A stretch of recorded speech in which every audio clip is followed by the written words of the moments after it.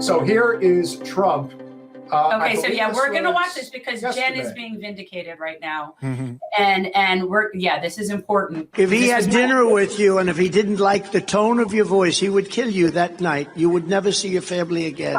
You were dead. I got indicted. My parents are looking down, say, how the hell did this happen to my son? I never heard the word practically. But we're going to do something that's great for our country. We're going to make America great again for everybody, but we're going to make America great again also. And I'm not sure I can say necessarily again in this case for African Americans. We're going to make America great for all of our country, but for African Americans. And maybe we. You know, if we just pause that for a second, you know, just the fact that he's out there saying that, I've said for the longest time. He might not mean it, mind you, but it's really smart to be out there saying. Well, no, I mean, I always felt that one of the things that, look, you got to call a spade a spade. He did make a concerted effort, even if it's for, I don't care if it's for political gain. He did it anyway. He made a very concerted effort to invest heavily in HBCUs during his term. And that is something that I don't think went unnoticed by a lot of members of the Black community.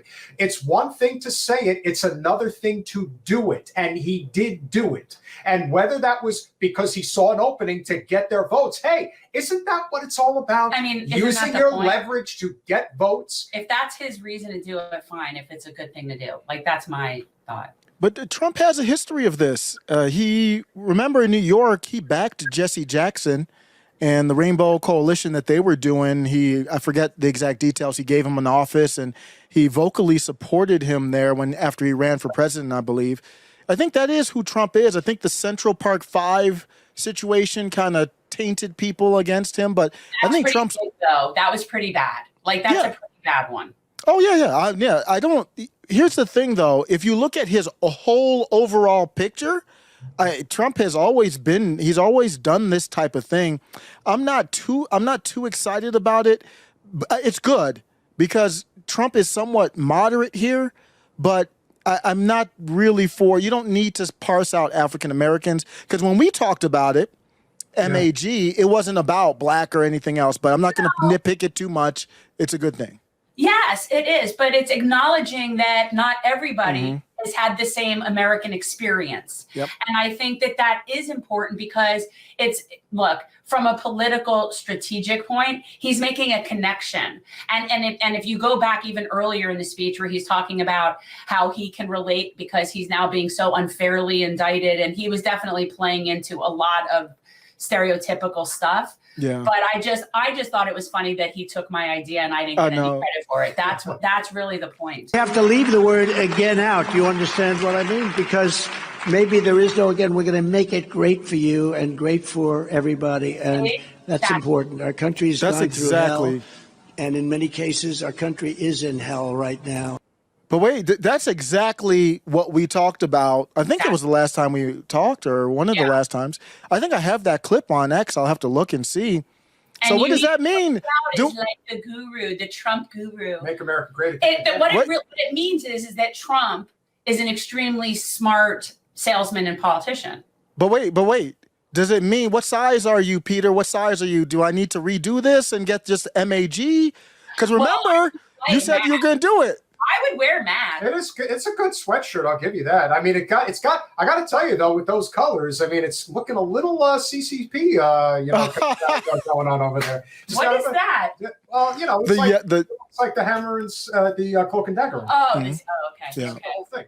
Because everybody's so damn afraid of all the buzzwords. I've changed on that. I've talked to a couple people on the left, and I like the branding. I think we need to talk to each other more because, the MAGA triggers people, but then the hammer and sickle triggers people. And I'm like, wait a second. When you talk to them, they're not triggering. They're just talking about community and what's good for society. So I think I don't even use the word socialist and communist. I don't know if people watch my channel. I don't even use those words that much anymore because they're kind of misconstrued. No, well, as we've always said, particularly from our perspective, this is a class war, nothing more. That's why we're heavily in favor of labor. I will not refuse to play in the sandbox of these people are racist, these people are communists. Yeah, it's like no. that doesn't get you anywhere. But I don't do labels. Like, that's the other thing. Like, everybody wants to put me in the box. Yes, I am a registered Democrat because in the state of Florida, in closed primaries in Broward County, there's no point if you're not, you can't participate, right? Like, it is what it is. It's more of just logistics. But in terms of like philosophy, I don't have any isms. I have no isms. I don't want an ism. I've never been a fan of isms. I feel like, why does everybody have to fall into a category and be labeled at all? And that would be, to me, and which is why I don't like parties at all. And I've said it many times. I just don't think we would be fine with parties if we were allowed to have multiple parties. But what ends up happening is, especially, okay, your problem is you want to have your cake and eat it too.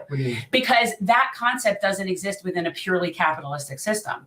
You could have multiple parties, but then you would have to have some sort of social control over capitalism. No, I understand. You cannot have it both ways. But I'm not against that. I told you, there's a reason I support a hybrid system. I believe that labor has as much right to control the means of production as shareholders do. And I personally think labor should have a much larger share than shareholders. But that's my opinion.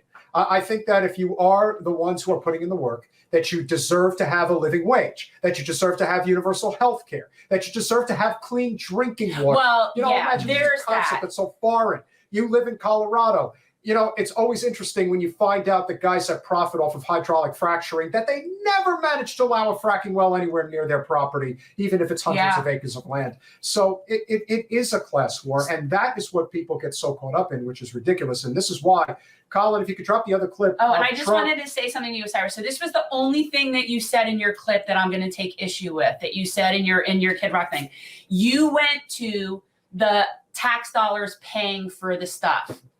And you know that with the federal thing, like, the tax dollars don't pay for anything, right? Like, it's not like somebody collects all the tax dollars and then says, okay, we can afford this, we can afford this. It's not how it works. They decide what they want to spend money on and they issue it into existence. Your tax dollars have nothing to do with that. Now, on a state level, they do. Because in the state level, they don't issue currency, right? So your tax dollars do pay for things. But other than the not acknowledging of the modern monetary theory, I thought that was exactly what I would have said. Yeah, with the tax dollars is, we have a deal. I think was it under Obama? Somebody helped me out there, where we are sending, I forget how long, is it 3.8 billion a year to Israel in general? We're sending them money. Yeah. And it's from our collective resources. Yeah. And that is but it doesn't come from tax dollars. That's the only thing. Because we have this false idea where people are like, I don't want my tax dollars going for that, where it's not how it works. And when we have that thing, it sort of leads to that austerity mindset that we can only afford what we can afford because of our tax dollars. And so I just hate to link those things. So I always say our collective resources are being used to kill innocent people in another country. Okay, I can go with that. Now, you were on with Luke Rukowski a little while back. Now, he would have a bone to pick with you on that, because they come from the Austrian economics. So I know. We've had this discussion. Yeah. You know what? It's like with people like that, I think that they realize that when it comes to stuff, I'm not gonna, see it their way, but they know that I'm in it for the right reasons. And it's interesting because he and I and people like Ian Crossland, we agree on so many more things than we don't agree on.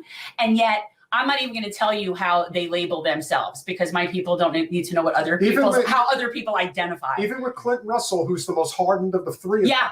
And I even have things and you know that about me. Like, I'm philosophy flexible. Yeah. I'm fluid. I'm what do you call it? I'm fluid. But wait, I respect that. You've been on with Tim Pool, Clint, Luke, who else? I mean, you go on with anybody for a conversation. Oh yeah. But I won't argue or debate. Yeah. I won't do it. I don't want to. If I'm more than happy to listen to information, I'm more than happy. Yeah, but I'm not arguing. That's really the whole point about whether or not you believe versus what is. Also, they're really nice to me. Sure. And I don't know, well, and I said this to you before, and you tell me if I'm wrong, Osiris. I think that with a lot of content creators, like people like Tim Pool, and I felt this way definitely with Vosh and different people that I've gone on with, they treat me with a certain level of deference. I think based on age and wisdom and maturity, and just based on knowing that I'm like a nice person, and like they don't come at me. And I think it is almost not motherly. I don't want to say, because I'm not old enough to be those people's mother, but you know my point. And I think that it has to do with my demeanor. But so they can just sort of look at me and say, yeah, we think you're a little out there, but they're not going to go at me. Well, here, it's a respect thing. Yeah. I mean, you've got respect. Even if there's disagreement, you've got respect. I don't know if we'll get to it later, but there's a influencer out there that lost a lot of respect recently who had a discussion, but we can go on. Thanks for watching. If you want to support our mission to transform politics into service, please like this video, subscribe, follow us on social media, and consider joining our Patreon, where you'll get early access to our interviews as well as other exclusive content. Links are in the description. Peace out.